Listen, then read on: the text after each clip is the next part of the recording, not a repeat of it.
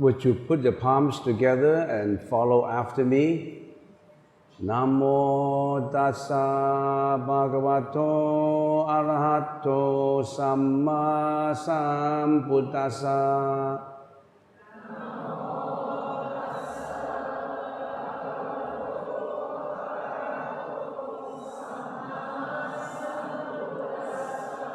Namo tassa bhagavato arahato samma sambuddhassa.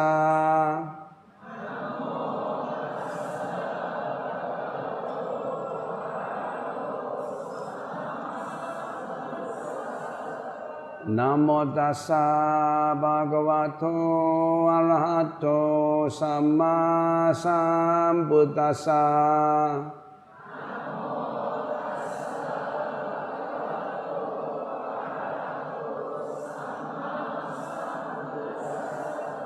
Buddham saranam gacchami.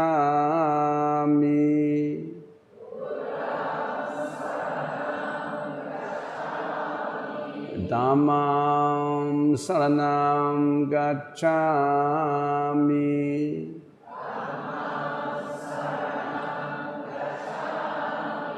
Sangham saranam gacchami.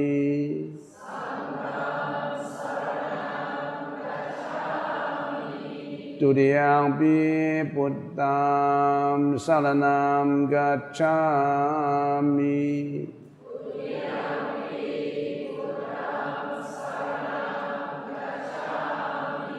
Tudiyampi Dhammam saranam gacchami.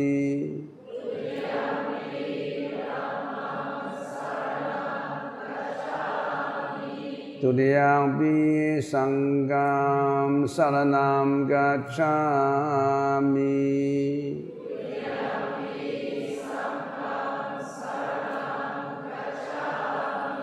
Tadiyampi Buddham saranam gacchami.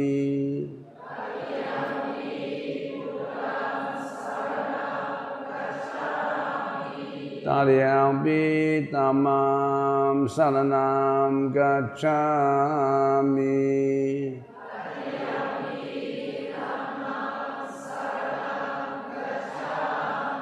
Tadiyampi Sangham saranam gacchami.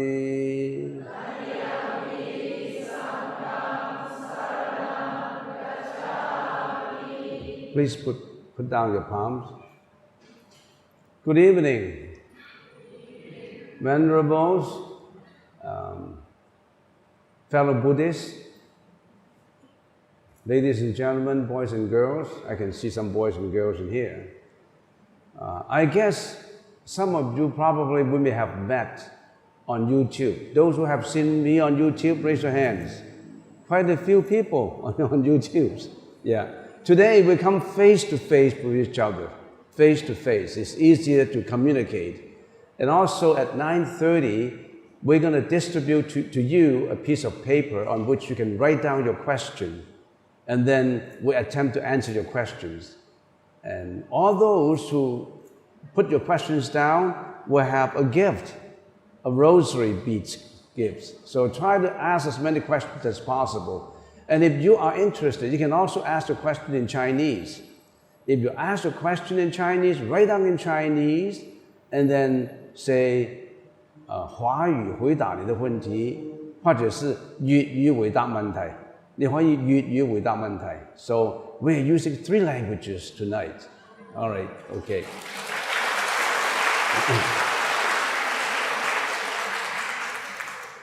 Thank you for the introduction, and I would like to express my gratitude to the Malaysian Buddhist Association for putting all these things together to have such an event for us.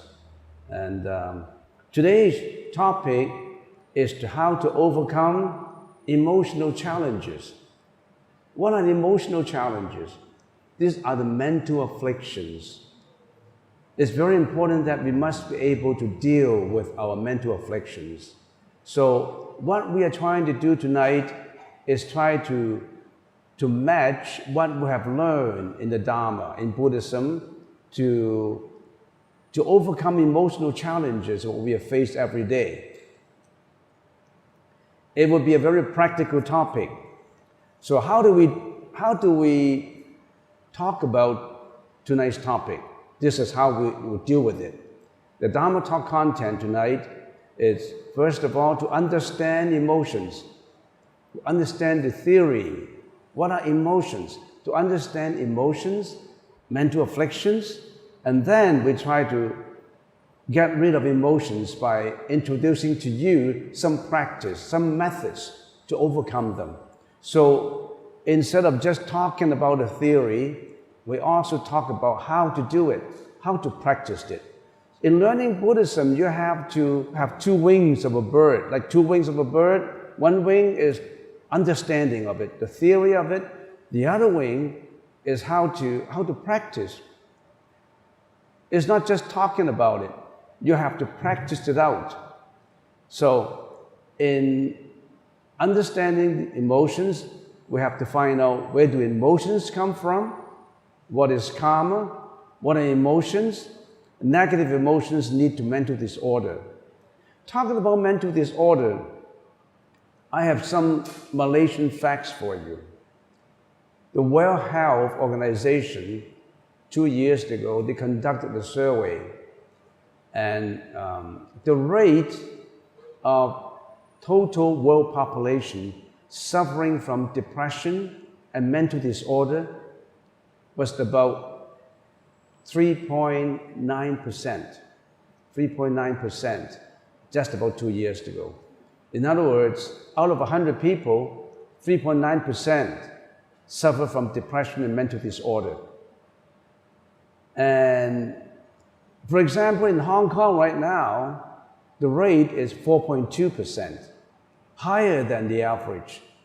Malaysia is good, 3.6%. But don't underestimate it, because next year they predicted that the number one killer is heart disease. Number two killer, depression. Many people commit suicide because of depression. So tonight, we're going to talk about it.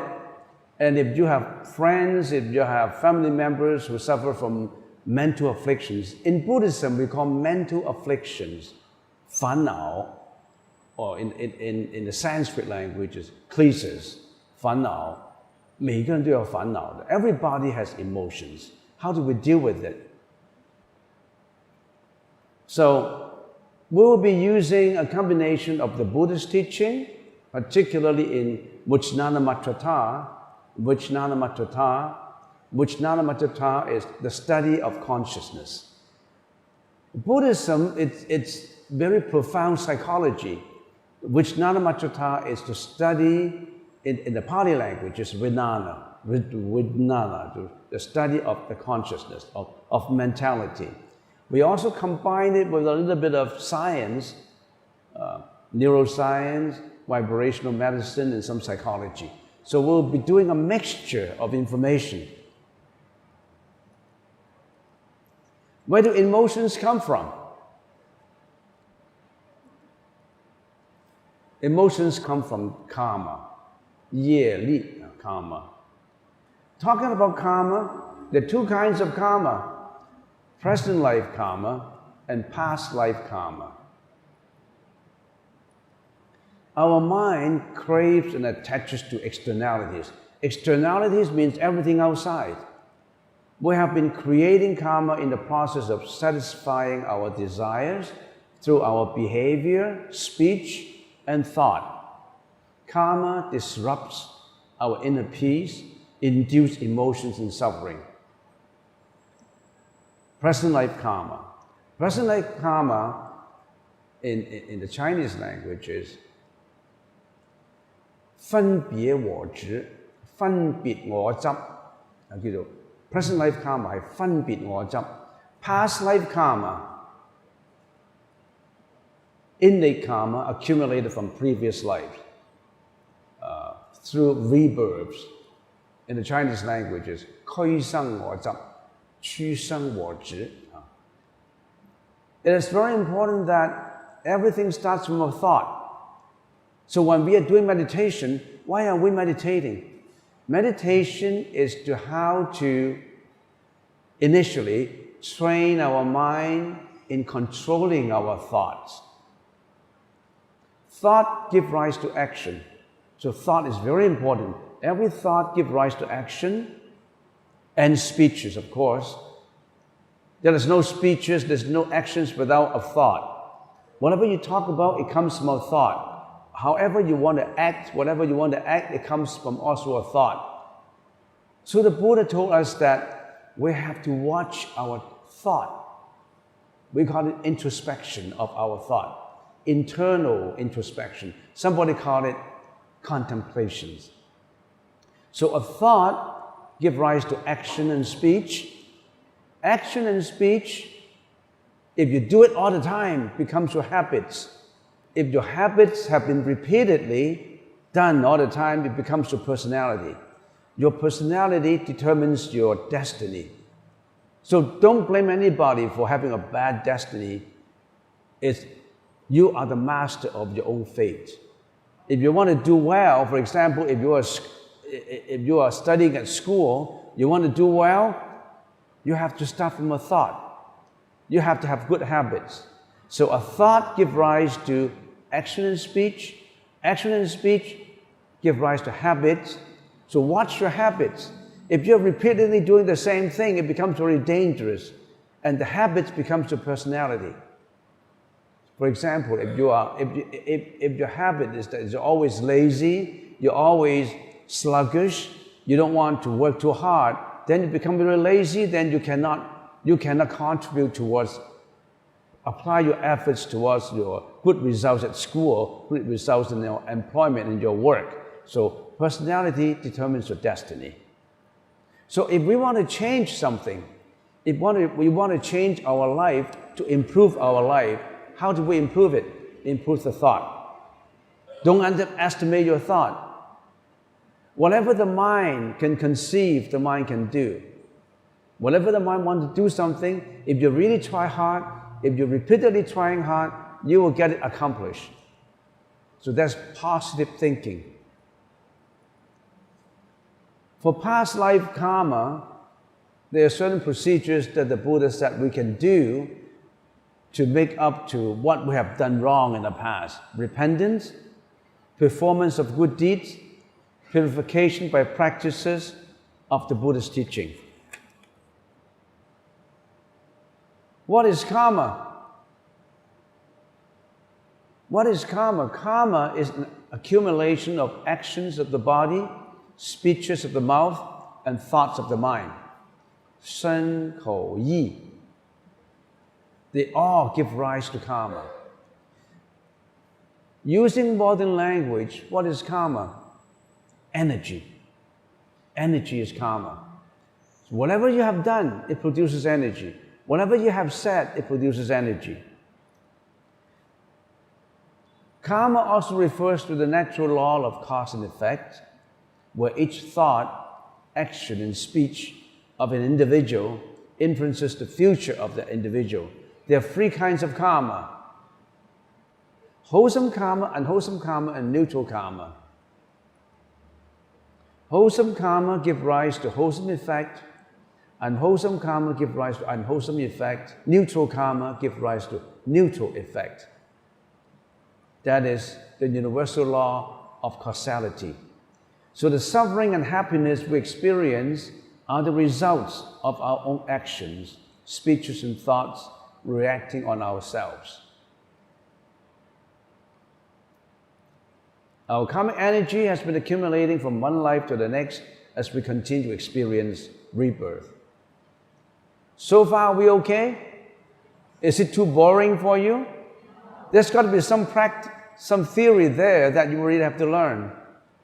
And if you don't learn this theory, you can't go on to control your emotions and passions.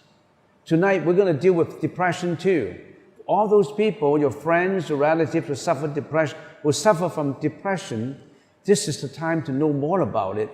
so that you can resolve problems about depression.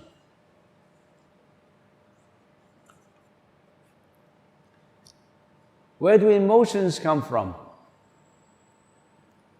In the Lotus Sutra, Sakyamuni Buddha said, the triple world of samsara are full of turmoil, like a burning house, replete with a multitude of suffering. What kind of sufferings we have? Do you know we have 8 kinds of sufferings? Suffering of birth, suffering of aging, suffering of sickness, and suffering of death. Nobody can avoid it. These are the 4 very basic suffering. Everybody has to die. At the most, to live up to 100 years, we all have to die. We're going through samsara in reincarnation. But hopefully, if in this life you can get out from samsara, you will not be subject to reincarnation. Number 5, suffering of being departed from beloved ones. Your mom and dad, your granddad, your grandmom passed away. You are agonizing and you feel sad. That's also suffering. Suffering being living together with despised one. Husband and wife, they don't love each other anymore, but because of the children, they have to maintain the bondage. They can't get a divorce. They still have to go on. In a company, you're working with colleagues that you don't like, but you still have to work with them. So this is a kind of suffering. Suffering of being together with people you dislike. Suffering of not getting what one wants. Suffering from insatiable desires. Suffering from interaction of the 5 skandhas. You know what the 5 skandhas are? Raise your hands if you know the 5 skandhas. In Chinese, what is it in Chinese? Xích, Shao, Xiang, Hang, Xích. Xích, Shao, Xiang, Hang, Xích. The externalities. Xích係咩啊? Materiality. All matters outside. All matters outside, our senses, our 6 senses interact with matters outside. 6. So that is materiality. 受想行識. What is 受? Sensation. 想. Analysis and investigation. 行. Cognition. 識. The consciousness. So the me, the identity I, is a combination of body and mind. 識 is the body. 受想行識 is the mind. So we all have to go through it tonight in order to understand properly what are the emotions and how to overcome them. Most mental disorders emanate from or are related to these sufferings. The magnitude of emotions varies from person to person because of differences in one's karma, physiological and psychological, and the 5 skandhas interactions. Now, I will quickly go through all the theory part of it, and then we'll go through the practice of it. But without going through the theory, you can't go to the practice. What are emotions? Unwholesome emotions and wholesome emotions. Unwholesome emotions, greediness, anger, and ignorance. 貪嗔癡, 貪嗔癡.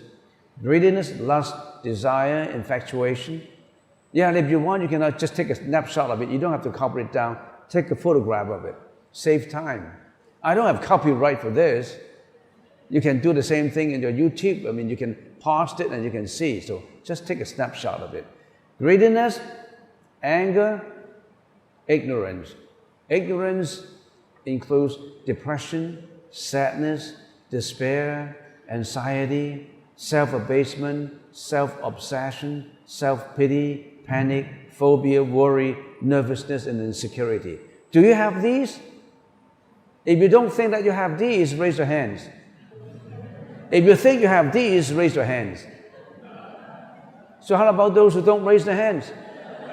Always happen in the same way. You never want to raise your hand. You never want to acknowledge anything. So we all have greediness, anger, and ignorance. It's a matter of degree. that we have. Sometimes we have wholesome emotions too. We are not always greedy, we're not always angry, always ignorant. Sometimes we are joyful, and sometimes we have temporary happiness. So joy, happiness, cheerfulness, jubilation, elations, etc. and etc. So we are in between the gamut of unwholesome and wholesome emotions. So what's the problem of emotions? Everybody has emotions. Don't be ashamed if you have emotions. Everybody has it. Don't even be ashamed if you have depression. Many people have it. It's a matter of degree. We have to deal with it, not to just agonize on it. Negative emotions lead to mental disorder. What are these mental disorders? Depression, anxiety, sadness, despair, rage, fear, suspiciousness, autism, self-pity, self-condemning, jealousy, hatred, self-obsession, addiction, pride, and arrogance. At the end of tonight, before the question period, we would also like to share how to deal with it when your family members have depression, when your friends have depression. How can we help them if they have depression? All these originates from ego attachment, ego. And we have 8 consciousnesses that we have to study tonight. We'll go through the 8 consciousnesses. 8 consciousnesses. And ego consciousnesses, the manas consciousness, is one of them that we have to study. All these originates from ego. In the Sanskrit language is manas, vijnana.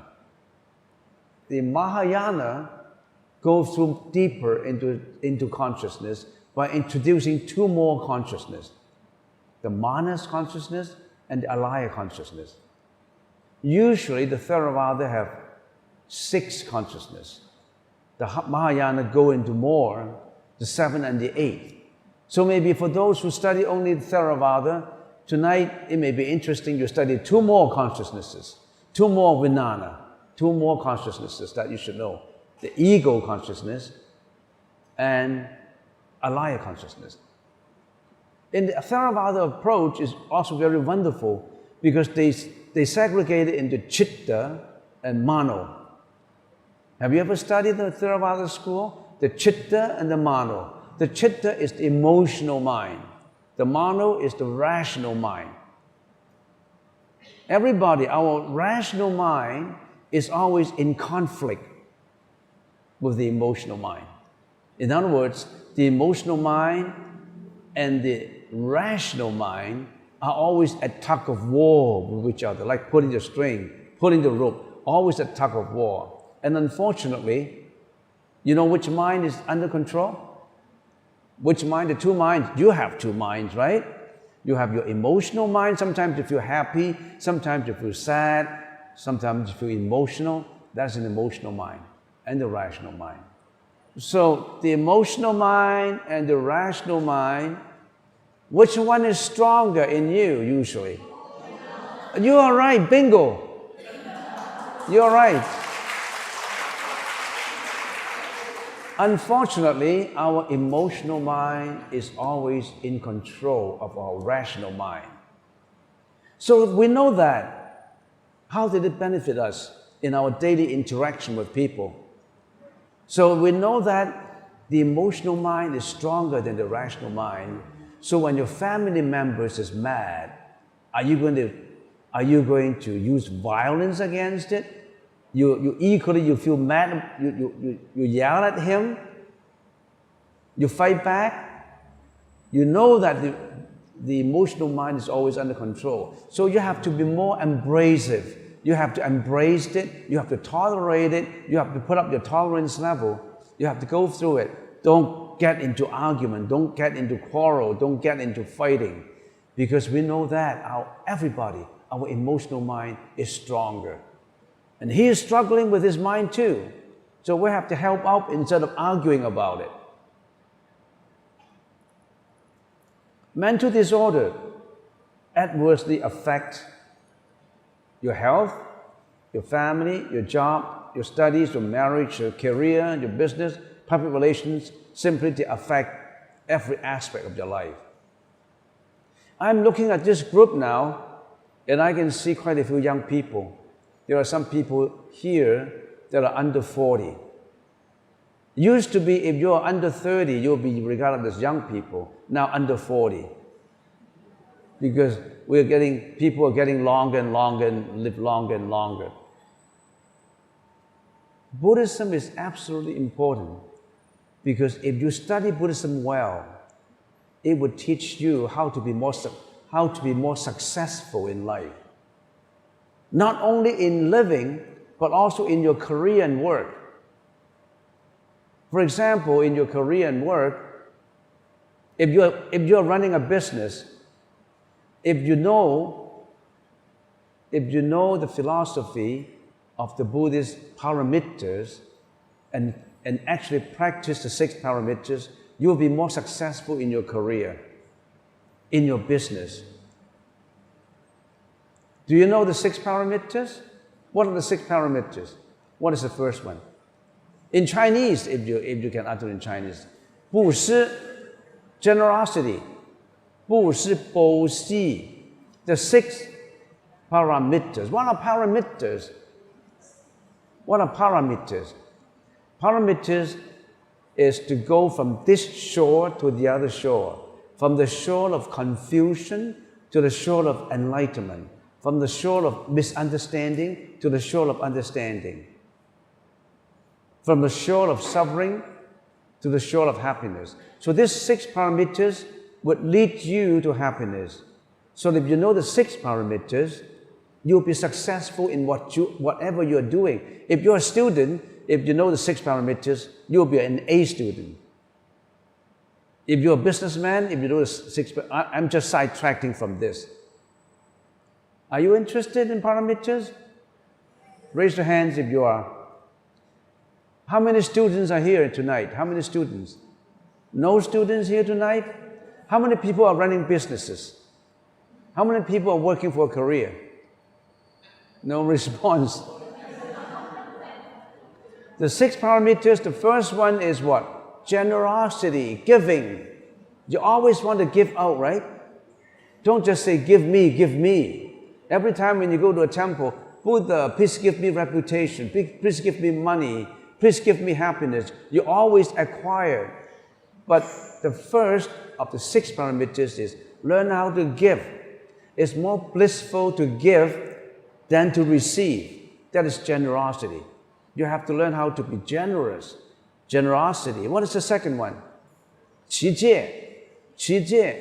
What is 持戒? Sila. Maintain the highest morality standard. So abstain from doing bad deeds and promote good deeds. That's number 2. 持戒. What is number 3? 忍辱. Tolerance. Put up a very high tolerance level. What is number 4? 布施, 持戒, 忍辱, 精进. What is 精进? 精进 is what? Diligence. You really have to work hard in whatever you're doing. If you work hard in whatever you're doing, you'll be successful. So number 4 is diligence. What is number 5? 布施, 持戒, 忍辱, 精进, 禅定. What is 禅定? Meditation. In the Pali language is jhana. In the Sanskrit language is dhyana. Chanding. Concentration. What is the number 6? Wisdom. Bora. Why are these important? Say, we apply that to your company. For example, apply that to your career.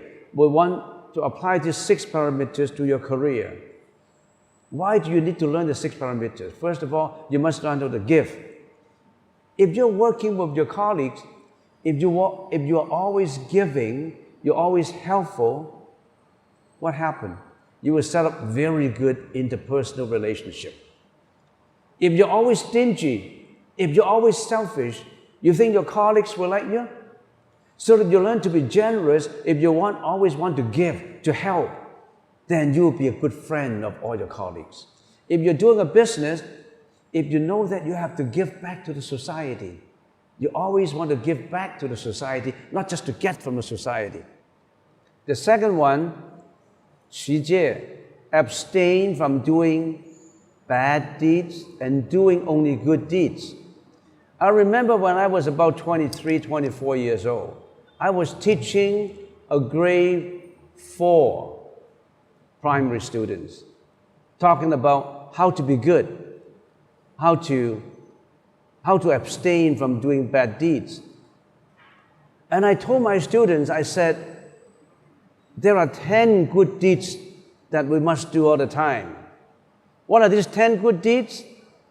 Abstain from killing, abstain from lying, abstain from sexual misconduct, abstain from flowery language, abstain from stealing, abstain from double-tonguing. So there are 10 good deeds that we have to do. So I was telling the students that you have to do the 10 good deeds. And if you can do the 10 good deeds all the time, when the time comes that we die, for example, you go to heaven. According to the Buddha Sutra, for all those who always have been carrying out the 10 good deeds, if we die, we can be born in heaven. Not in here, born in heaven. When you're born in heaven, you will enjoy millions and millions of years of longevity. You'll always be happy. So that is heaven. But heaven is not the ultimate way to go according to the Buddha. Because when you were born in heaven, when your karma has already exhausted, your good deeds karma already exhausted, you still have to go back to reincarnation. You still have to go back to life and death. So, but then I explained to primary 3, primary 4 students, I said, if you do the 10 good deeds, you'll be reborn in heaven. And they all feel very happy. So I keep on telling them, if you do the 10 good deeds, you will be born in heaven. And I asked them a question. I said, do you want to be born in heaven? So everybody raised his hand. All the kids raised his hand. Just as what I tell you, do you want to be born in heaven? If you want to be born in heaven, raise your hands. No, I mean, of course, you don't want, but if you have to choose between born to be human again and born to heaven, what do you choose? You're born in heaven, right? But you want to be born in heaven. And I said, do you want to be born in heaven? All the students, the grade 3 students, they all raised their hand. Yes, I want to be born in heaven. I want to be born in heaven. I want to do the 10 good deeds. I want to be good. And there was one boy in there, John. He didn't raise his hand. I said, John, how come you didn't raise your hand? Do you want to be born in heaven? And then John stood up. He said, no. I said, why don't you want to go to heaven? No, I cannot. I can't. How come you don't want to go to heaven? My mom told me to go straight home after school. Can't be born in heaven.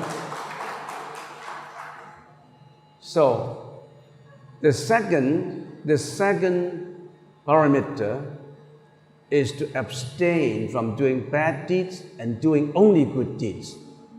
What is the third? What's the third? 不失其戒忍辱, tolerance. You have to tolerate hardships. Just like in a company, if a company is always thinking about getting from customers, you think the company is going to be successful? If the company is always talking about giving good service, serving the community, that company will be successful. If that company is always promoting good deeds, that will be a good company. If that company at the time of hardship can always tolerate hardship, that would be a good company. So if you run into difficulties, you must learn how to endure and tolerate hardship. Giving, high morality level, high level of tolerance, 不失其戒忍辱, 精进是什么? Diligence. You really have to work hard. Whatever you're doing, you really have to work hard. There's no free lunch. If you want something to be successful, you have to work hard. If you're a student, if you want to be an A student, what do? You have to work hard. I'm still looking for my book. I'm looking for a book that I always wanted when I was a student. How to pass the examination without studying hard. I couldn't find that book. I always in my dream, I said, if I can get a book that teaches me how to pass the examination without studying hard, that would be wonderful. But up to now, I can't find that book. You really have to work hard at it. There's no easy way out. So diligence is very important. 布施持戒忍辱精进禅定. What is 禅定? Concentration and focus. Whatever you're doing, if you cannot concentrate, if you cannot focus, you cannot do a good job. What is the last one? Wisdom. You got to have intelligence. These are the 6 prerequisites. In whatever you're doing, you want to be successful, you ask yourself, 布施, am I always selfish?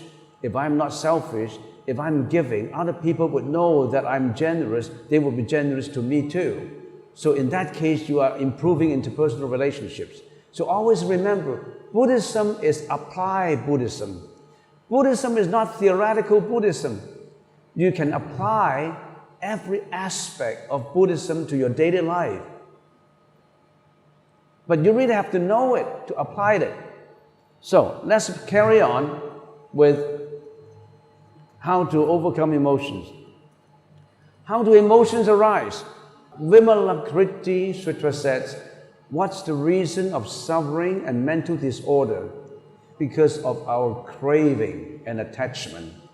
Because we're always greedy and crave and attached to things. Our mind is like a monkeying mind. A monkeying mind is jumping from one branch to another. Our mind is always non-stop, jumping from one branch to another. At one time, we grabbed onto the branch of greediness, and then we jump onto the branch of anger. We jump onto the branch of ignorance. We jump onto the branch of jealousy, anxiety, hatred, fear. We're jumping one branch to another, non-stop, because of our craving and attachment. How do we crave? Let's learn something about psychology. Subjective internalities, our eyes, ears, nose, tongue, body, and mind. This produces the 6 consciousness. Objective externalities, matter, sound, smell, taste, touch, and dharmas. This is internal in us. Eyes, ears, nose, tongue, body, and mind. We always will have that. We have the eye consciousness, ears consciousness, nose consciousness, tongue, body, and mind. We have sensory organs. When sensory organs interact with external objects, we have attention aroused in us. And when the sensory organs is in contact with objects, then it gives rise to what? Consciousness. So when the sensory organs interact with external objects, it gives rise to consciousness. Let's slowly get into a little bit of modern psychology. Subjective consciousness. Now, we have craving. When the consciousness arises, that's craving, that's attachment. That is subjective consciousness. Consciousness is subjective. Externalities are objective. The subjective crave for objective, attached to objective. That happens to everybody.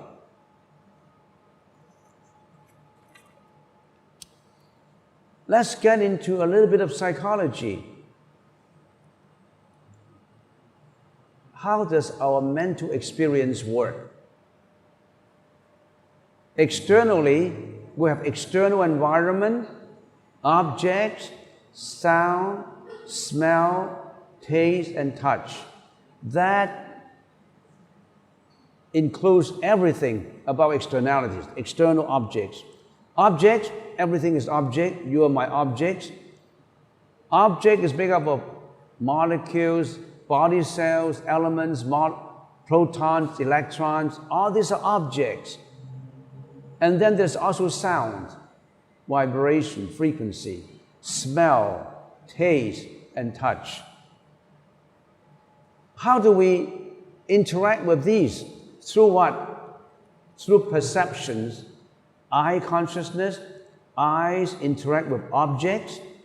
Ears interact with sound. Nose with smell. Tongue with taste. And body with touch. That's our perception through the 5 sensory organs. Do you have that? Do you know that? Do you agree? Your sensory organs interact with externalities, objects, sound, smell, taste, and touch, give rise to eye consciousness, and give rise to perception. It's very important to study that in order to know how come a depression comes out. How come we have mental disorder? How come we have mental afflictions and depression? This is how our mental experience works. And after that, what happened? Cognition. What is cognition? Mano consciousness. The 6th consciousness comes into working. Cognize, cognition, the 6th consciousness. The 6th consciousness is very skillful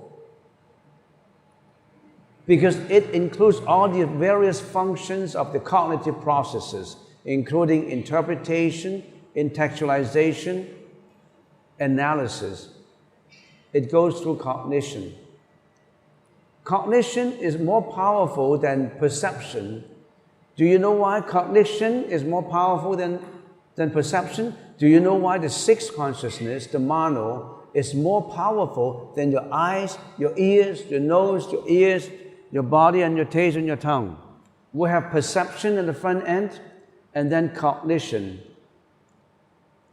Why is cognition more important than perception? More powerful? Why is the mind, the 6th consciousness, the mano consciousness, is more important than perception? Because eyes cannot see the past. Ears cannot listen to yesterday's sound. Your nose, can your nose smell yesterday's smell? Yes or no? No. Can your tongue taste yesterday's taste? No. So eyes, ears, nose, tongue, and body only interact with the present reality. But mano, the 6th consciousness, is more powerful because that is the mentality in your mind. When you don't use your eyes, you close your eyes, you plug up your ears, all your senses are gone, you still can create an image in your mind, right? If you're not using the perception, you still can create images in your mind. And these images are images of the past. And it can also create images of the future. It can also create images of the present. When you open your eyes, you got images of the present. But your mano can dig up old files. Let me give you an example like a company. Like in a company, you've got to understand this. Because if you understand this, you know how your senses work. You know how to deal with depression. You know how to deal with your hardships, your emotions. So don't get bored by this psychology. This is absolutely important. If I give you the example of a company, the 5 sensory organs are the front-end salesmen of a company. Your ears, your nose, your tongue, your body. And the mano is the manager behind. The manager is supervising all these eyes, ears, nose, right? The manager is supervising. You have a manager in your mind. That manager gets you into trouble. That manager can give you the happiness too. That manager can help you to be successful. That manager can also pull you down to failure. How do you want to train your manager? Why can't you have a better job? If I want to go into temporal affairs, how come you can't make as much money as you want? Or how come you can't be more intelligent? Because your sixth mano consciousness is not powerful enough. You can train your sixth mano consciousness to be more powerful. If you're a student, you train your sixth consciousness to be powerful, you'll be an A student. So, getting back into the example of a company, all these eyes, ears, nose, body, all these five are the front-end salesman and the sales lady, and the mano is the manager behind supervising all these. And the mano is powerful. You know why? Because he can dig up old files. He can dig up old memories. That's the reason why you cry. When you dig up old bad memories of a few years ago, when you were a childhood, you were being abused by your drunken father. Your father abused you because he was drunken. Your mom abused you somehow. Or you were being bullied by somebody. Painful experiences in your mind. Even now, you always want to recollect. You bring back your old memories onto the present and you agonize on it. And you think about it. And you feel depressed about it. You feel angry about it. You feel jealous about it. You feel fearful about it.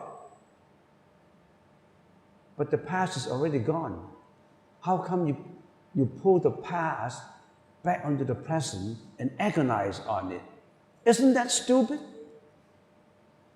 The past is already gone. It will never happen again. How come you still feel sad? You feel angry when you think about these affairs. And why do you do it? Because all the time, every now and then, you want to bring it back. You want to bring the past back onto the present. And you also worry about the future.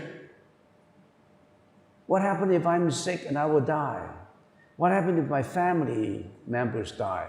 What happens if I lose my job? What happens if this happens? You always want to worry about future. But by worrying about it, you think you can improve it? If you get sick, if you worry about death, you think you'll recover from the sickness? You won't. But you still worry about it because the mano always wants to do a budget. In a company, the manager always pull up the past information, calculate it, and the mano also wants to budget for the future. That's the manager, very skillful. The manager can break the company. The manager can make a company prosperous too.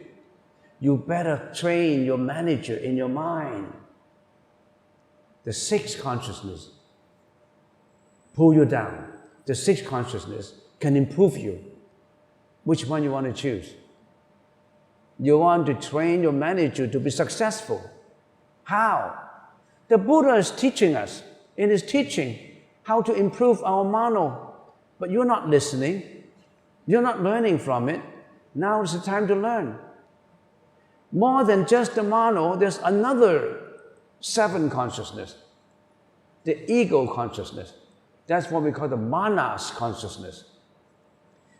Giving you the example of a company. You have the front-end salesman, the five, the eyes, the ears, the nose, the body. You also have the manager, the mano. One is the manas. The manas is the board of directors. This board of directors is very selfish. He only looks at the share price, the stock price. He only cares about the company profit. He cares about nothing else. He only cares about ego, about profit. Nothing else. You've got to produce profit because the board of directors is very egotistic. You have that board of directors in you. That is your manas. That is your ego. Every time when you interact with the outside world, your manas always come out and say, this is me, this is I. I want to be better than you. I'm jealous. I'm angry. I. Everything is I. That's the danger of the manas. You better train your manas to get rid of the I. Because of the manas, you always feel unhappy. Because you always compare. You're always jealous. You're always arrogant. You're always being proud. You always commit mistakes, unwholesome deeds. That's the manas consciousness. We all have to improve on this. The Buddha taught us how to improve on our brain, on our mind. Have you been listening? You want to be a student? Do this. You want to be successful in your company? Do this. You want to live a better life? Improve on it. That's the seventh consciousness. How about the eighth? Before going to the eighth, what did the manas do? The manas personalize everything. Personalize everything, and emotions arouse from the personalization. We always see things with an internal commentator. You were born with tainted glasses. You want to see things according to your own opinion. You want to see things your own way. Because why? Your manas is in control. You cannot help it. You always have this internal commentator in you. I hate this. I love this. You personalize everything. Everything you see, everything you say, here comes Mr. A, I hate Mr. A. But to somebody, here comes Mr. A, I love Mr. A. Everyone is different. What is the number 8 consciousness? The alaya consciousness. Giving the example of a company, what is this alaya consciousness? That is the whole combination of the company, the spirit of the company, the rules and regulations of the company, the emblem of the company. That company is striving for non-selfish means. That company is striving for the benefit of mankind. Or that company has nothing but egotistic issues. So the alaya consciousness is like what? It's like a memory of your computer. Everything you do is recorded in there. Every bad thought is recorded in your alaya consciousness. Every good thought is recorded in your alaya consciousness. When you accumulated a lot of bad thoughts in you, you know what will happen? You would carry those thoughts into action. Remember at the beginning of the lecture I said, a thought gives rise to action and speech. Action and speech repeated all the time becomes your habit. Habits repeated all the time become your personality. Personality becomes your destiny. So you better watch out. Your alaya consciousness is recording every thought that you do. If you always record a thought of intelligence, a thought of hardworking, of trying to be diligent, then you finally always be diligent. So it's very important that you store the good information. So remember, we are the whole 8 consciousness that is responsible for the performance of our karma. Store of the present, past karmic energy. Do you understand this chart in here? If you understand this, take a shot of it so that you know how your brain works. If you want to improve your life, improve on this. This is the Buddha's psychology. What's the difference between modern psychology and the Buddhist psychology? The Buddhist psychology is called Vijnana Matrata, the study of consciousness. 唯识. The Buddhist psychology is more comprehensive. It's more deep. Because modern psychology only concerns with what? Only concerns with present life. They never concern past lives. They never concerned with future lives. They only cared about the present, very narrow view. Present psychology only concerned of what is now, what is happening now. But the Buddha said, more than just happening now, you have to take a look at the past, previous life, and you also have to take a look at the future. So the Buddhist psychology is three-dimensional: the past, the present, and the future. And one more important difference between the Buddhist psychology and modern psychology. Modern psychology only concerns the present world that we're living in. Only the present world. The Buddhist psychology concerns world beyond, metaphysical world of the saints, world of the Buddha, world of the Bodhisattvas. Vertically, it's much wider. I've been talking for 1 hour already. I'm just 1/3 of the way. And now they're trying to distribute papers to you. Put your questions down on the piece of paper. I'm just cover 1/3 of what I'm going to say. But anyway, I will continue. Let's get into more detail as to how your sensory organs interact with externalities. Why do emotions arise? Because we cannot let go.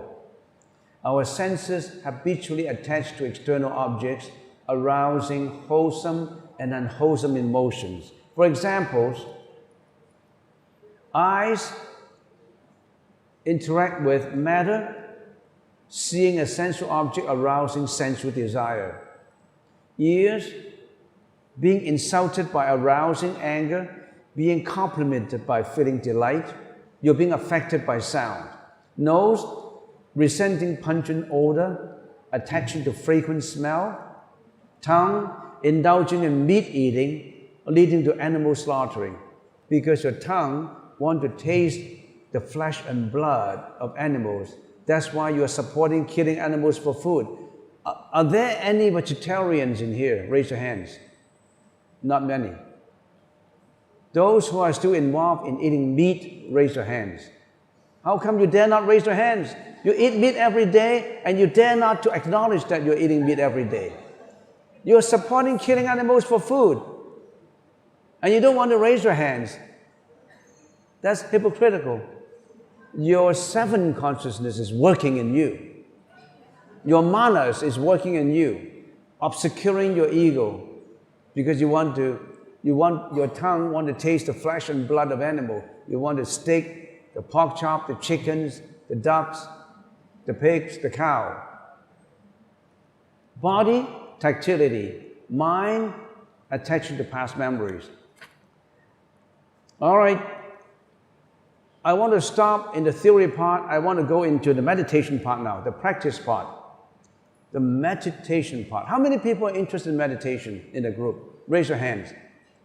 If you are interested in meditation, in Kuala Lumpur, I've been told that usually people are involved with studying the Theravada approach of meditation. And some people even criticize that the Mahayana approach is not to organize, or it's something else that they may not be able to accept. But I can tell you, the Mahayana meditation is extremely organized. And I can tell you why right now. Let's quickly go into meditation. Where do emotions from? From the mind. That's why we're doing meditation to train the mind. What kind of meditation we're doing? Let's start with meditation. Actually, this course should last 1 month. I'm trying to do it in 1.5 hours. It should take 1 month to talk about this. What is meditation? Meditation is in 2 parts, 2 perspectives of meditation. One, mental stabilization. Second one, mental introspection. Some people call it stabilization is calming down the mind. Mental calming. And some people call introspection is contemplation. But I think the proper translation should be stabilization of the mind and then introspection of the mind. And in the Sanskrit language, it's samatha, and in the Sanskrit language for introspection is vipassana. You have heard of that, right? Those who have heard of these two words, raise your hands. Only a few heard of it. The Chinese Buddhism spent a lot of volumes of books about Zi, about samatha and vipassana. Particularly in the Tiantai Zi Guan Famen, the 6 gates to samatha and vipassana. Tiantai Zi Guan, Tiantai, the Tiantai division of the Buddhist teaching is all geared towards the study of stabilization and introspection. The reason why they're not too popular is because they were written in ancient classical Chinese, and not many people translate them into English. But more and more people are translating them into English. Basically, if you want to classify meditation, not from the perspective of the content, from the perspective of the names of meditation, you have 2 kinds. Tathagata meditation or Tathagata Zen, Tathagata Chan, or Dharma Master Chan. Ru Lai Chan, Zhu Shi Chan. Ru Lai Chan, you can say Tathagata meditation.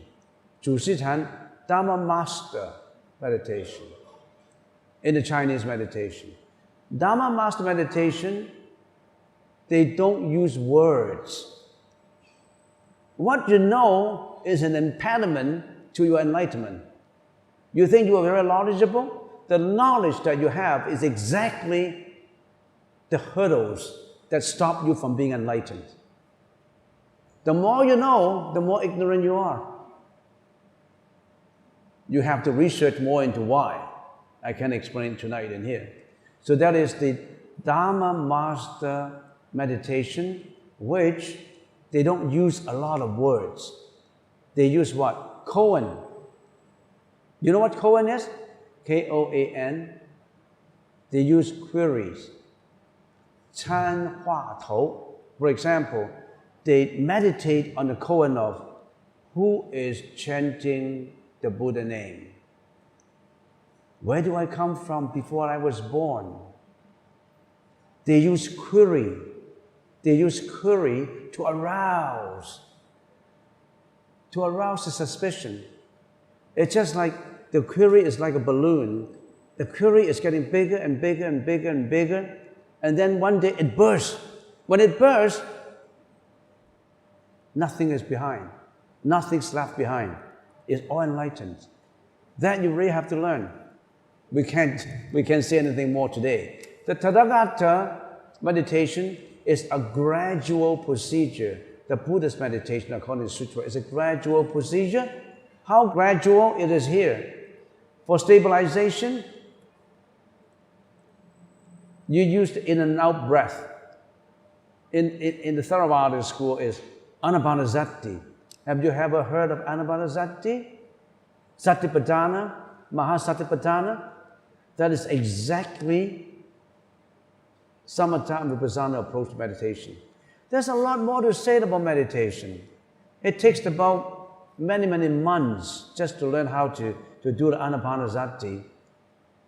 Anapanasati is not just to watch the in and out breath. You have to use, in the stabilization part, you have to use counting, following, and the stabilization. Shu, Sui, Zhi. That is only the stabilization part. You still have the introspection part, which is introspection, turning, and purification. These are the 6 gates to samatha and vipassana. Just a little bit more. Meditation. What is meditation? Meditation is actually a consciousness therapy, using the modern language. You know what a therapy is? Healing of our consciousness. Meditation is to heal the sickness of our consciousness. So it is, in modern language, it's consciousness therapy. 心灵治疗 is also in two parts. In 心灵治疗, you have to have the object of concentration, and that object of concentration is the breath. Focus on the in and out breath. In the contemplation part or introspection part, you have to use the four foundations of mindfulness. Contemplation of the body, of feeling of mind, and of mind impressions.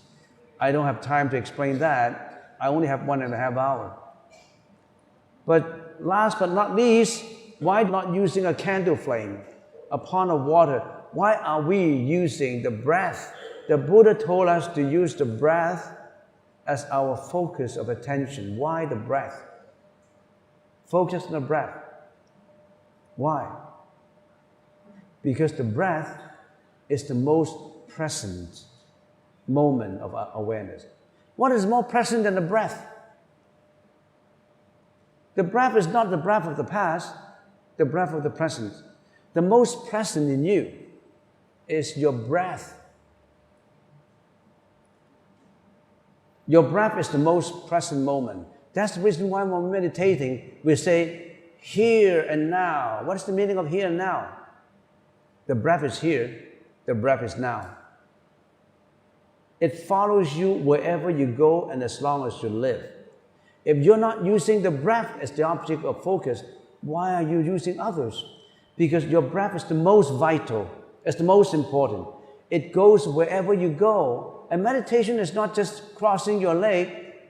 Meditation is 24/7. What is 24/7? 24 hours per day and 7 days per week. Every second is meditation, not just sitting down. And your breath is easy to remember and easy to control. It is the most akin to you as a focus object. Why don't you use your breath and you want to use something else? The Buddha told us to use the breath. So focus on the breath, anapanasati. I'm just talking about theory tonight. We have to practice it though. Let go of the sultry thoughts. Break the habitual perpetuation of attachment. We have a lot of thoughts, but let go of it. The breath deals with the present. The past and the future must be dealt with by letting go. We are all living in the dream of existence. Do you know that? What's the meaning of Buddha? Bud. What is Bud? Bud is awakened from the dream. We are in a dream. Do you know that you are in a dream? What is the person? The person who has awakened from the dream of existence. We are all in a dream. We're all in the dream of existence. Why are we in a dream? Who am I? Before I go ahead to answer this question, I want to ask you a question. Who am I? Can you answer that question? I am a combination of body and mind, right? Simple answer. Any argument? Who am I? If somebody asks you, Mr. A, you've been studying the Buddhist concept, you believe in Buddhism, I want to ask you a simple question. Who am I? You said, I don't know. You answer him, I am a combination of body and mind. And then I ask you another question. What is this body? And I ask you another question. What is this mind? Maybe let me ask you mind first. What is mind? What is this mind? Mind is what? Mind is thoughts. What is a thought? A thought is three-dimensional of time. Or put it another way, who am I? This body and mind occupies space, right? And this body and mind occupies time, right? Time and space. You are living in time and space, right? Time is regarding thought, right? Time is regarding thought. So what is the past? The past. Time is past, present, and future. What is the past? The past is gone. Can the past come back? Answer my question. Can the past come back? No, right? The past cannot come back. Can the future come now? No. So there's no past, right? There's no past. There's no future, right? How about a present? Every present takes away. Tick, tack, the clock. Tick, tick, tick. Every present does not stay. Every second does not stay, right?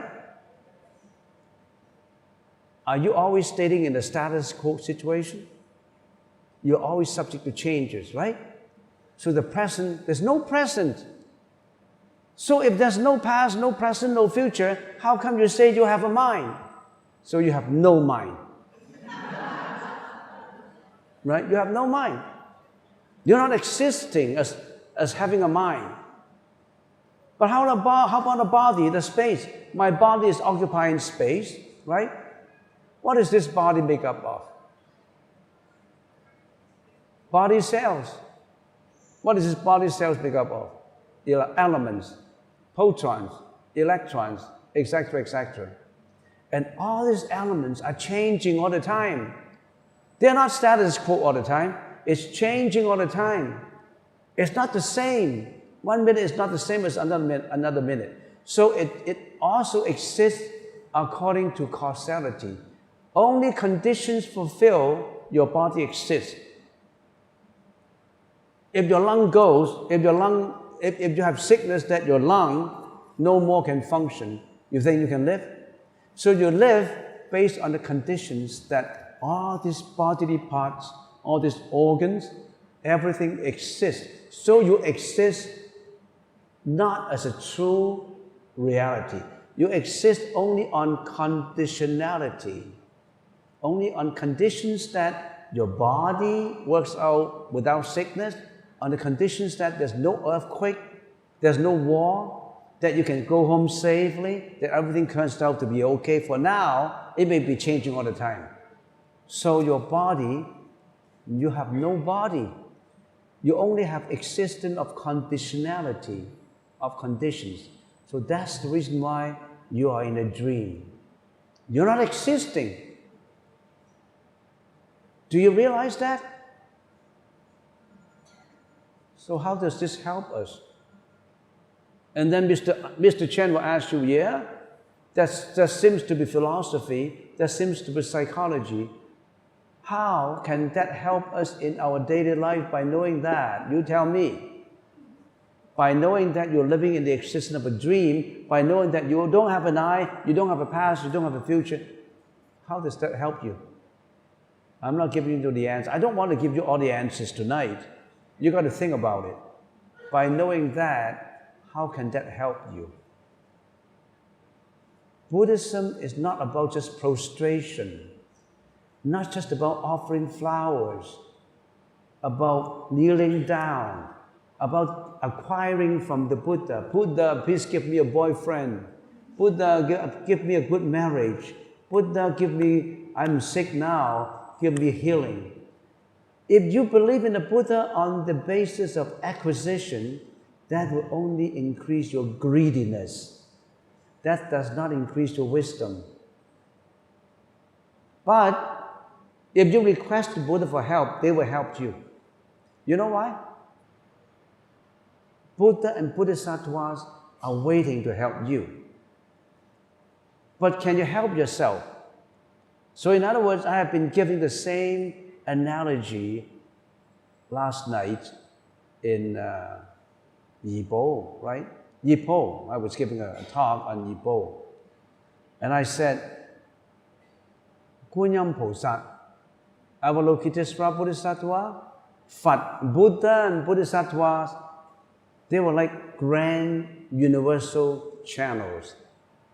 they have a frequency. Guan Yin Pusa have a frequency. The Buddha, Amitabha, all Buddhas and Bodhisattvas and all saints, every one of them have energy. Every one of them have a frequency. Their frequency is different from ours. Their frequency is much stronger, much more saintly. Our frequency is always polluted. Our frequency is polluted. But their frequency is pure. The purer your frequency is, the more powerful. So they are universal channel of frequencies there. And we are like a cell phone. When in the reality world, when you have a cell phone, you have a channel here. You contact that channel, and that channel transmits the frequencies to a third party. That's why you can talk on the phone. But the Bodhisattva has a universal frequency.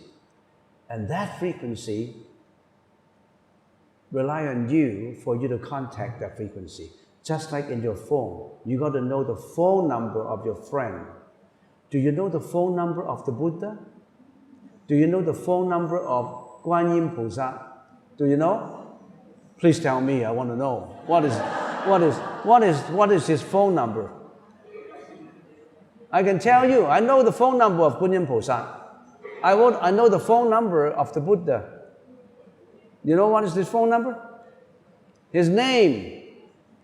If you always say Namo Gunsam Pusa, that's the name. Or his mantra, Mani Padme Hum. Or Dai Bei Jiao, Namaratna Dharayaya, Namariya, Vadakatisvaraya, Vadasarvaya, Mahasarvaya, Mahagarundingaya. That's in the chanting. There's power in the chanting, you know. What is chanting meditation? When you chant, don't say that's superstitious. When you chant, what happened? Sound comes out. That is sound therapy. You know the power of sound? You know the power of sounds in medicine? That is called vibrational medicine. Right now, the machine, sound produced from a machine, ultrasound, can break gallbladder. They don't have to operate on you. Machine producing sound is very powerful. So sound is a sound therapy. What is the most powerful sound therapy? Not from a machine. From where? From your own mind. Consciousness producing sound is the most powerful. That's from your own consciousness. So when you are chanting, you are actually increasing your sound consciousness. You are healing yourself. Don't say that chanting is superstitious because you're producing very powerful sound from your own mind. You are also collecting, trying to connect to the universal grand channel of the saints, of the Bodhisattvas. So continue chanting. Chanting meditation. Continue to undergo your own sound therapy. That will be the most helpful. Don't stop chanting. If you stop chanting, that's wrong. It's the same as sitting meditation. Meditation is not just sitting. Meditation is chanting too. We call it chanting meditation. Self-created sounds, such as chanting, a mantra, or sutra, will cause the left and the right hemispheres of the brain to synchronize. The left hemisphere of the brain, the rational brain, and the emotional mind brain try to synchronize. The left hemisphere is the ego center brain. The right hemisphere is the spiritual center. Recitation of sacred mantras, sutras, actually causes the right hemisphere, in effect, body and mind, to become attuned with divine energy. When one chants a mantra for an extended period of time, one's vibration of sound frequency can evoke the higher energy of the Bodhisattvas, becoming one and united with the energies. So if you want your chanting to be effective, what happened? The power of mantra chanting. You have to chant every day other than sitting meditation. During chanting, our physiological changes are occurring. Your hormones are changing actually. Our nervous system is being affected by our own self-created sounds. The effectiveness of the power of chanting depends on what? Focus, intention, repetition. You have to repeat it. 10 minutes is not enough. At least half an hour. Increase it. Repetition is the most important in chanting. Vocalization, vocalized it. You know why you have to vocalize it? Because you want to listen back. Because you want to listen back, because when you listen back, it is in tune with your brain. So you have to chant it out and listen back. And visualization. Visualize the Buddha statue. Focus, intention, repetition, vocalization, visualization. That would be effective. Whatever you want to request, if you do that all the time, miracles will come. Miracles will come if your chanting becomes effective. When your chanting has become a habit with the persistent firmness of intent, the effect will come to you. I'm not going to talk about anymore. So you have to draw a conclusion to what you have learned today. You must know that sitting meditation is important in embracing and letting go of your depression. When depression comes, embrace it. Let go of it. Don't hate it. Don't hate your depression. When you hate how come they don't have depression? How come I have depression? I'm very unlucky. Wow, how come I'm having all these? Don't feel that way. Don't add hatred. Don't add dislike to depression, to anger, to fear. Embrace it and live with it. When your family members have depression, what happened? Don't try always to explain to them the meaning of depression. They can get into Google and they understand. You don't have to explain it to them. You have to have the patience to listen to them, to live with them, to be by their side. Just be a good listener. Don't criticize. Don't say, how come you have depression? How come you don't know anything about depression? Don't. Live with them. Embrace it. Live with it. Don't hate it. Let it go. Let it subside. Finally, do you really know what I need right now? Usually people who are depressed. What I want is your support and kindness. If somebody is depressed, what he wants is your support and your kindness. Don't laugh, don't frown when they cry. Please don't tell me what I ought to do, because I know I can get into Google. I know everything about depression theory. I have already known the reasons of emotions of depression. Please just quietly sit by my side and listen. To help those to get through depression, you must give them what they truly need, not didactic lessons on what they should know, what they should think, and what they should feel, but learning to accept and care for them as they are in the present moment. Don't yell at them. Don't shout at them. Don't say that you deserve it. How come you are depressed? You're adding problems to them. Develop the powers of patient listening, understanding, and compassion to providing healing to their mind, and let the teachings of the Dharma shine through into their soul. Understand? When you deal with depression with your family members, don't yell at them. Stay with them. Listen. Develop something that is interesting. If they like to play a guitar, go to a guitar shop and buy a guitar, ukulele, piano, exercise. Do exercise with them. play music with them, sing with them, not to criticize them, not to hate them, not to say, this is what you deserve. I told you to change. I told you to let go. You think it's easy to let go? Letting go is not easy. When you are in it, you cannot let go. You have to embrace it, live with it. Don't laugh. A lot of people commit suicide because of depression. It's getting more and more serious. It's the number 2 killer. It's going to be a number 2 killer of mankind.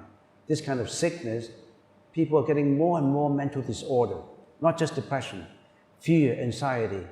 We must learn how to cope with it, not just for yourself, for your friends, for your family members. All right, let's answer questions now.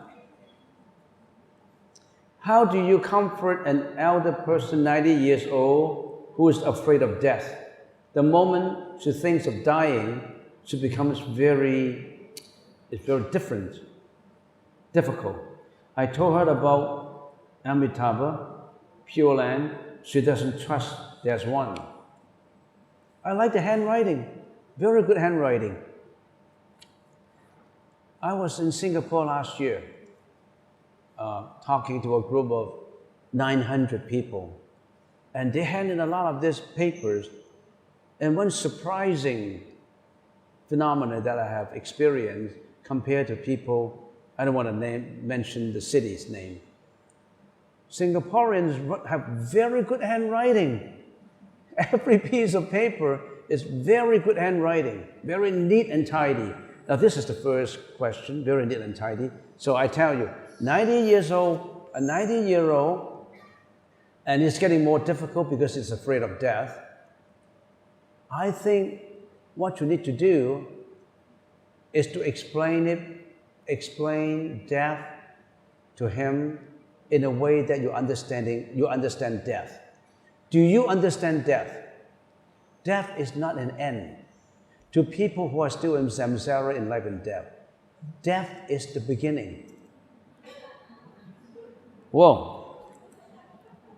I'm beginning to know that I can't sleep tonight because I have to answer all these questions. So death is the beginning of the next life. And everybody has to go through it. You already have come up to 90 years old. The reason why he's afraid of death, because he does not understand death. You have to understand what is death first. If you understand death, you will easily let go of it. You have to understand that the world is subject to changes. The reason why he is afraid of death is because he does not understand the Buddhist teaching. Changeability, impermanence, and suffering.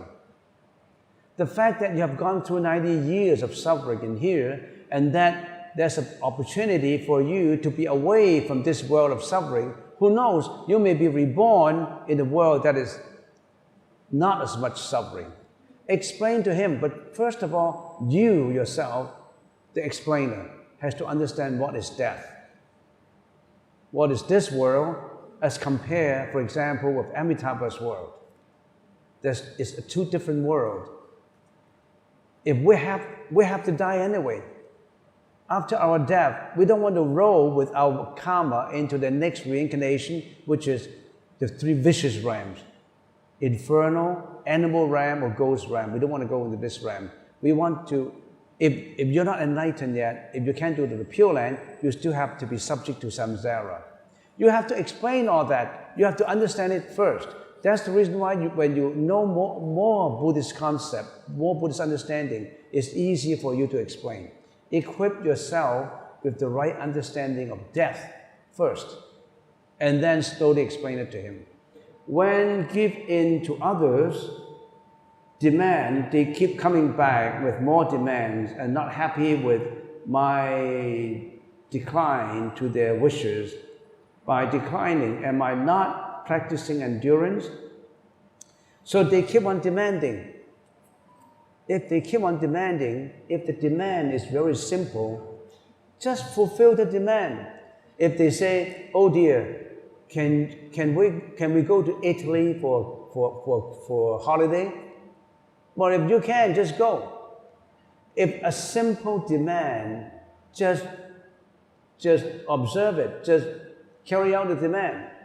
If a demand that is too demanding, you have to explain it. You have to analyze the situation. Then if the demanding is too much, you explain it. Oh dear, your demand is too much. Why is it too much? Because I have to work. Right now, the company is going through difficulties. If I try to get 2 weeks holiday or 1 week holiday, I'll be fired. So I can't meet your demand of going for holiday. You need to explain it. You need to have the patience in explaining it. If it is a simple demand like, can we go out for dinner? Well, you can carry out the demand. Always be embracing. Always be accepting it. Live with it. So you know what to do. We don't have to tell you.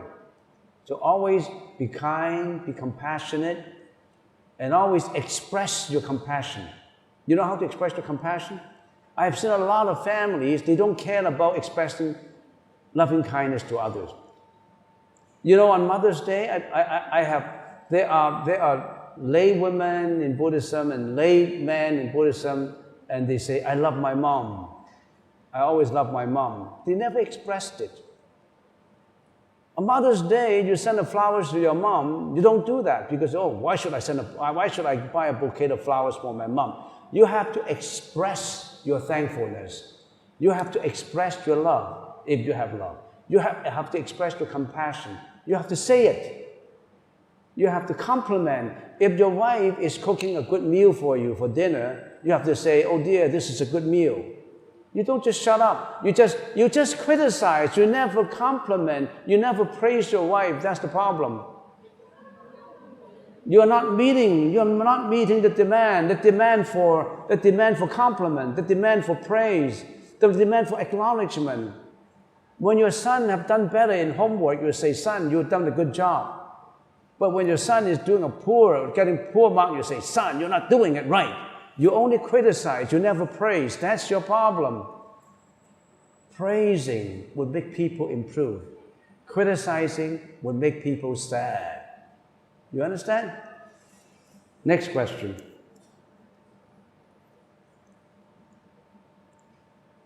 Present, past, and future coexist in the same, I can't read this, in the same internet? How can Sakyamuni Buddha give Dharma talk to his mother in heaven? Asked him. How do I know?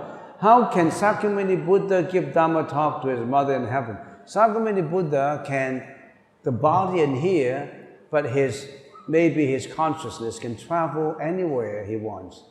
That's what we mean by supernatural power. The body stays, but the actual consciousness of it has traveled somewhere else.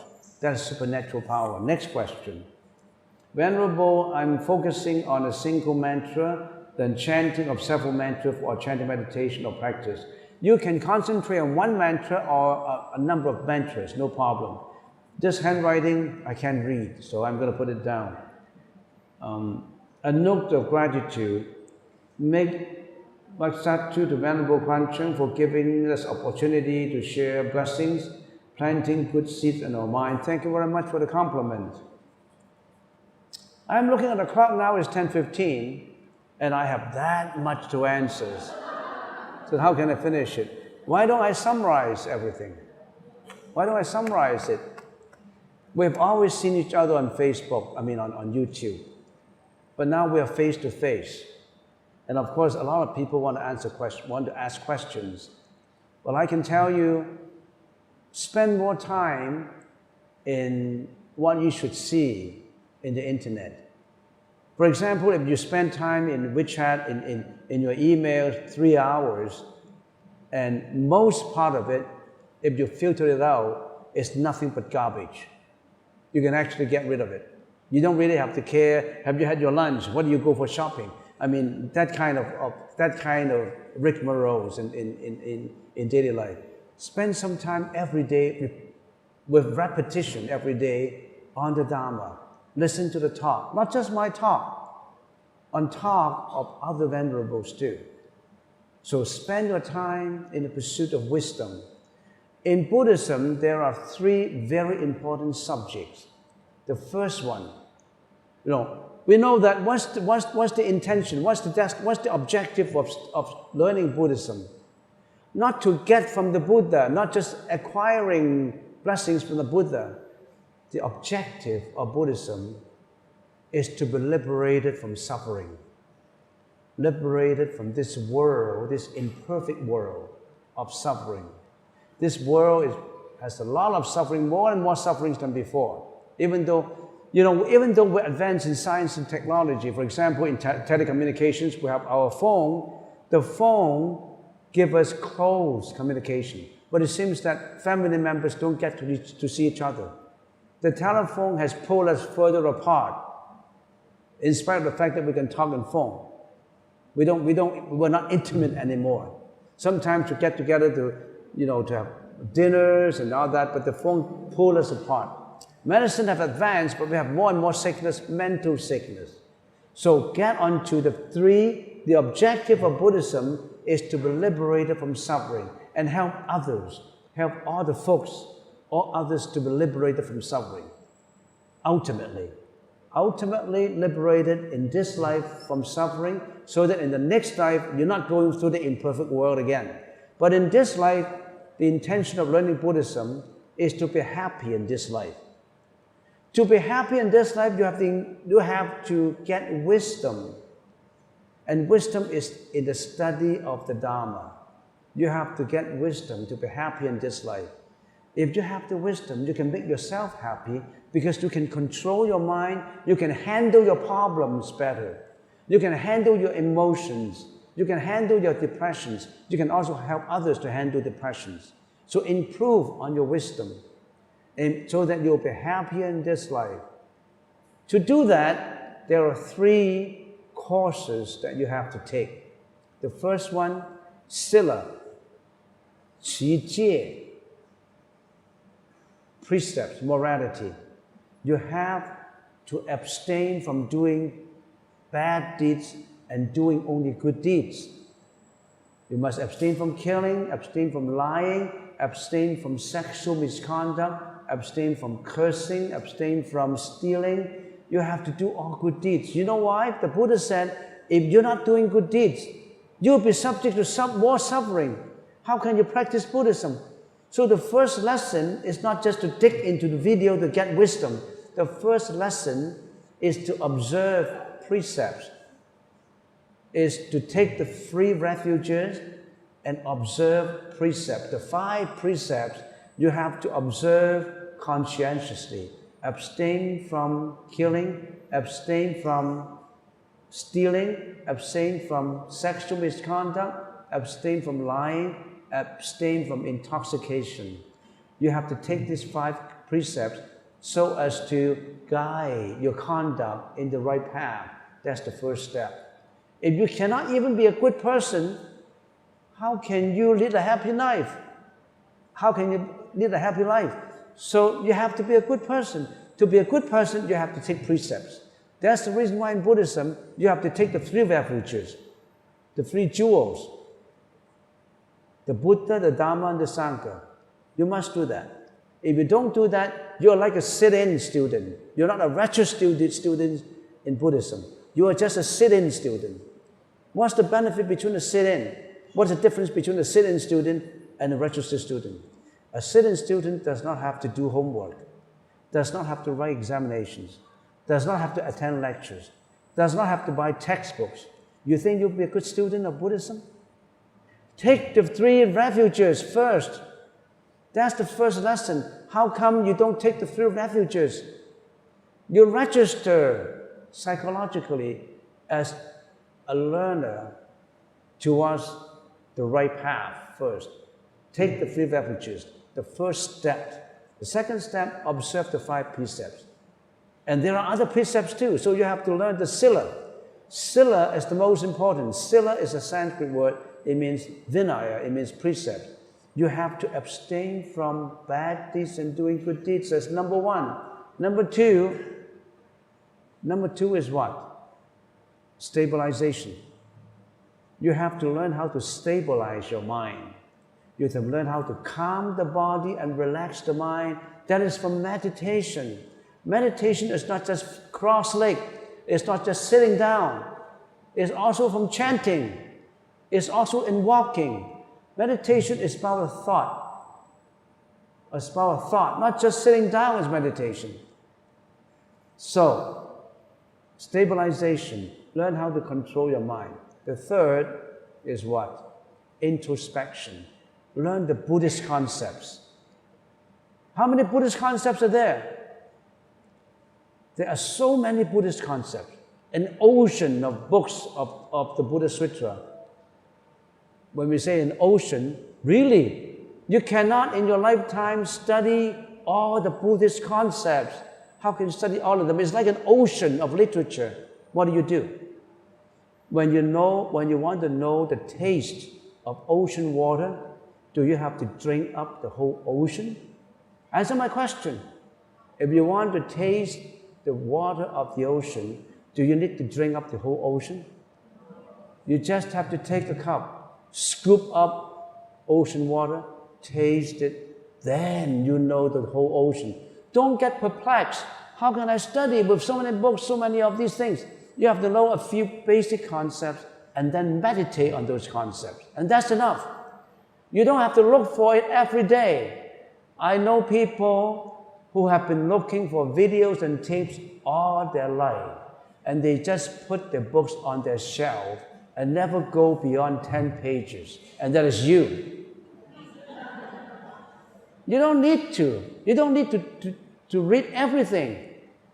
You choose a few good ones, contemplate on it. Sunyata, for example, Paticca You know what I'm talking about, Paticca Antecedental concurrence, or interdependent on concurrence. 12因缘流转门，空观空，12因缘流转门，很多 Buddhist concepts, pick a few good ones, learn the Heart Sutra in detail, learn the Diamond Sutra in detail, learn about the study of consciousness in detail. That's enough. You don't always some people are always a professional student. All their life they're looking for things. You don't need to drink up the whole ocean. Scoop up some and you know the taste. So that will increase your wisdom. So remember, Vinaya, the morality, stabilization, and wisdom. Right now it's 10:30. You don't want to go home, but I want to. So let's finish it.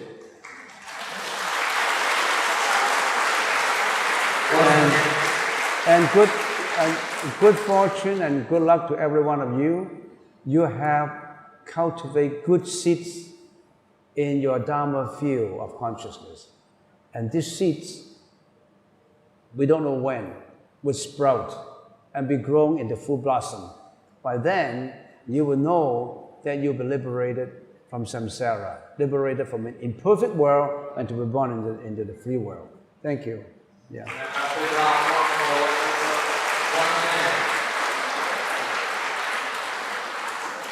We dedicate today's lecture to every one of you to have good health, good fortune, good wisdom, and we dedicate also to all sentient beings for peacefulness and tranquility.